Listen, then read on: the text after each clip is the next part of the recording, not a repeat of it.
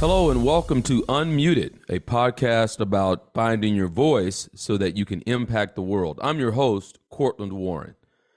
There's a very counterintuitive reason that could explain why you may feel stuck. Why in some cases you know what to do, but you aren't doing it.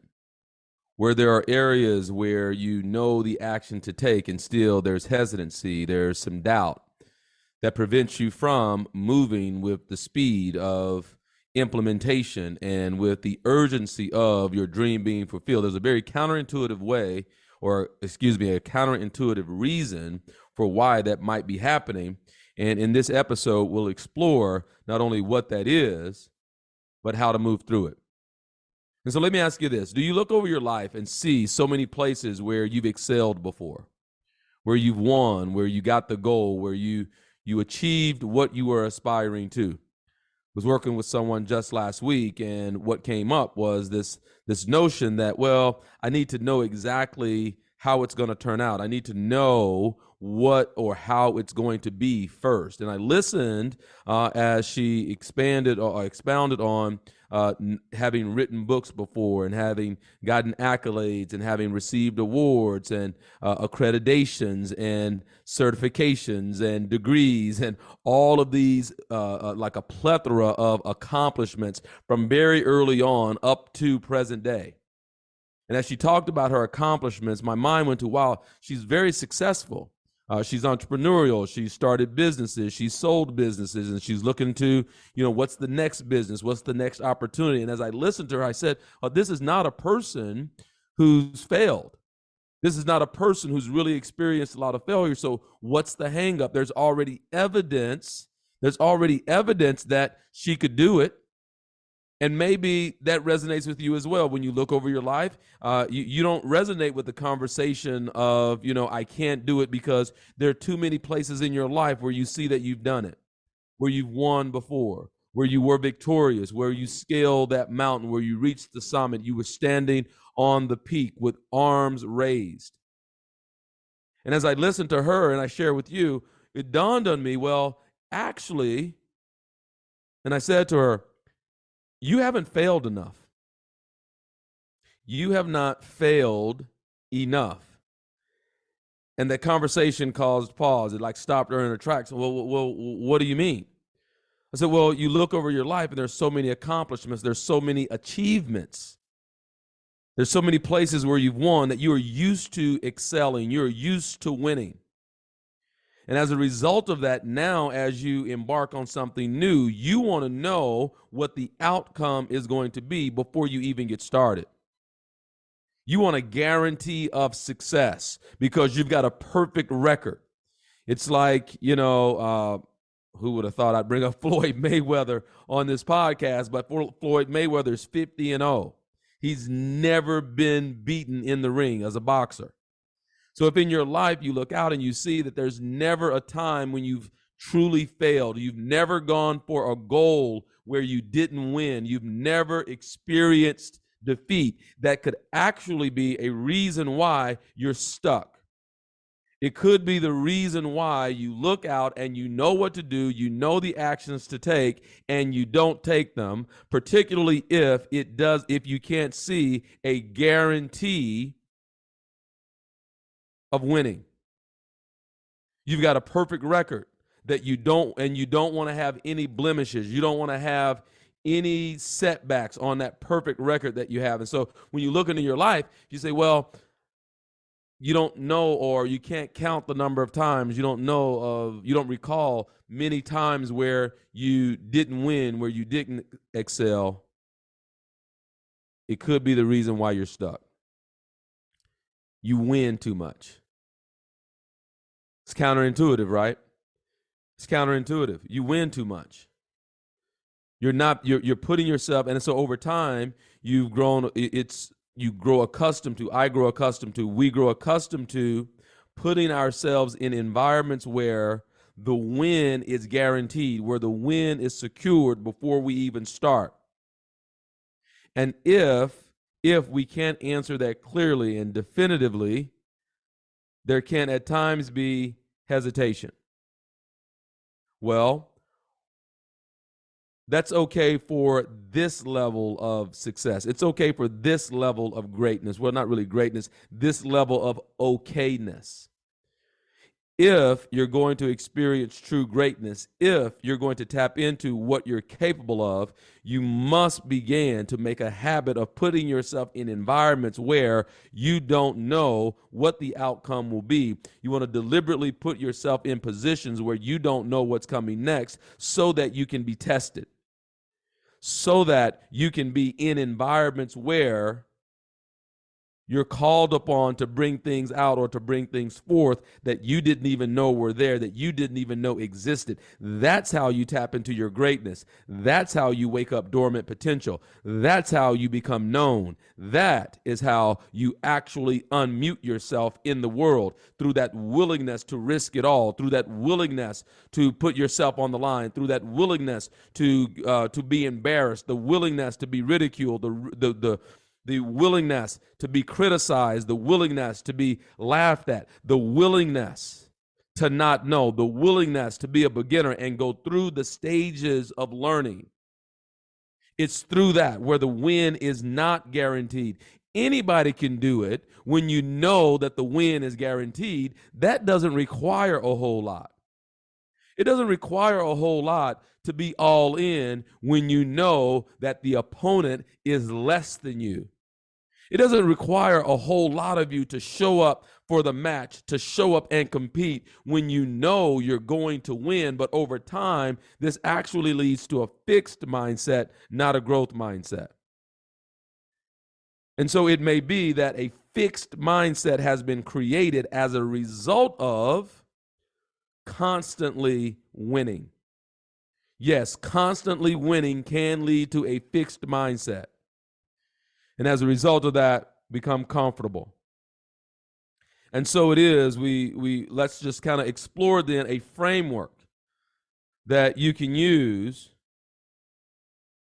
in order to dispel this myth of I need or guaranteeing the win. So first off, we say, well, okay, well, while winning is, it may seem like a desirable outcome, it can actually have some downsides. One being complacency. Winning too often can lead to complacency and a lack of motivation to improve. Because, what do I need to improve for? I'm already good enough to win as is. So if someone becomes accustomed to winning effortlessly, they might become, less inclined to put in the necessary effort and work to improve, to get better. So you might look in your life and say, well, okay, yeah, I'm winning, but am I growing? There's a big difference. You could be winning in your life, but not growing. Winning because the competition is smaller. Winning because the competition is less. Winning too much can also lead to stagnation. You win frequently and it can create a sense of comfort and prevent individuals from stepping out of their comfort zones.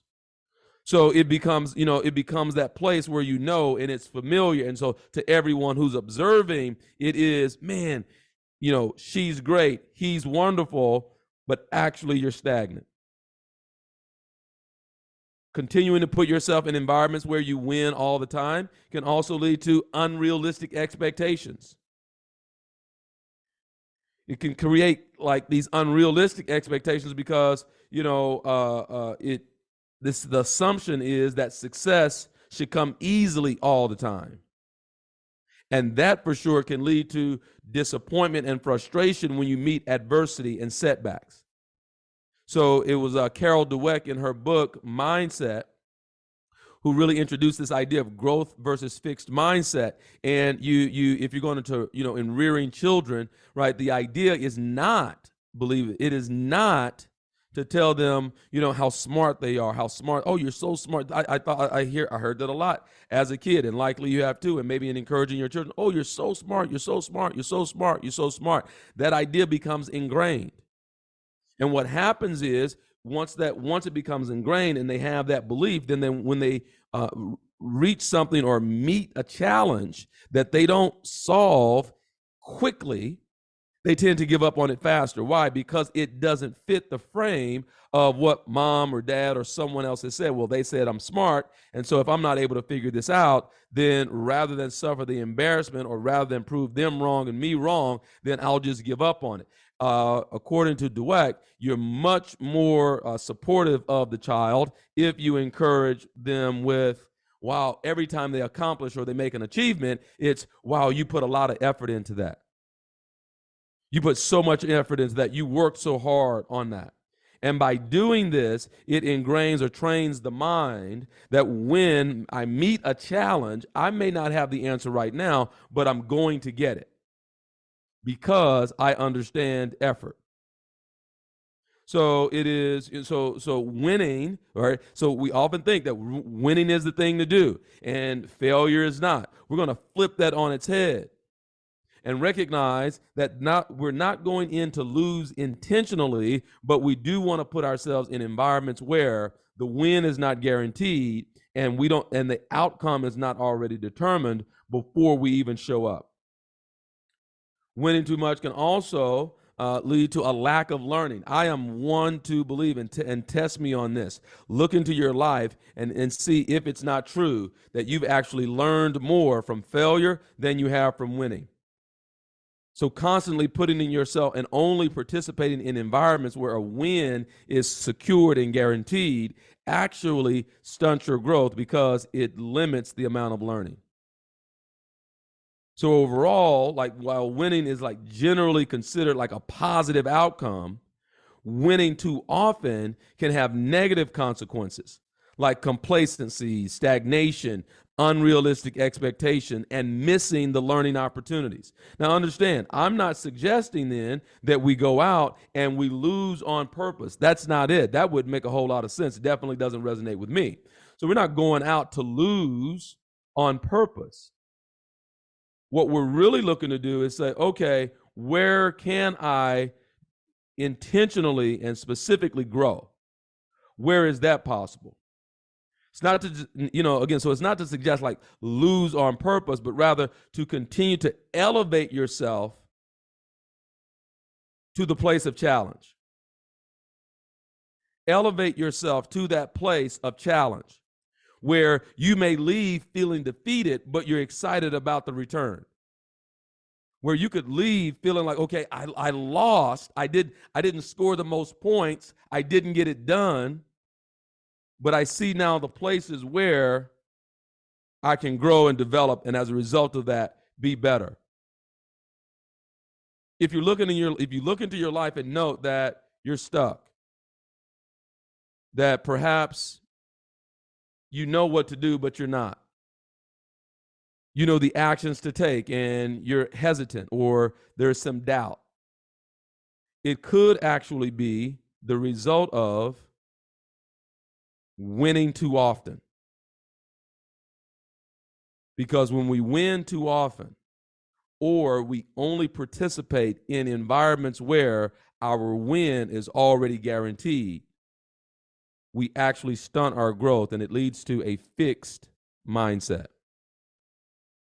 Does that make sense? So look this week, look for a place where you don't know. Look to participate and engage in an area where you're a beginner, where you must be tested. Seek those out. In fact, seek the discomfort. It could change your life. And more importantly, you find yourself rediscovering your voice. I hope that helps. If it does, don't keep it a secret. Let someone know that this podcast exists. I appreciate your time. I appreciate you listening. And if you haven't already, I encourage you to send an email to info@courtlandwarren.com or go to courtlandwarren.com, download the free ebook. That puts you on our mailing list. And that way, we're able to grow a network that's not dependent on platforms. Does that make sense? So, and I promise to only email you and reach out when I believe it's of value. So, courtlandwarren.com, CourtlandWarren.com, or you can send us an email at info@courtlandwarren.com. We appreciate you. Thanks for listening.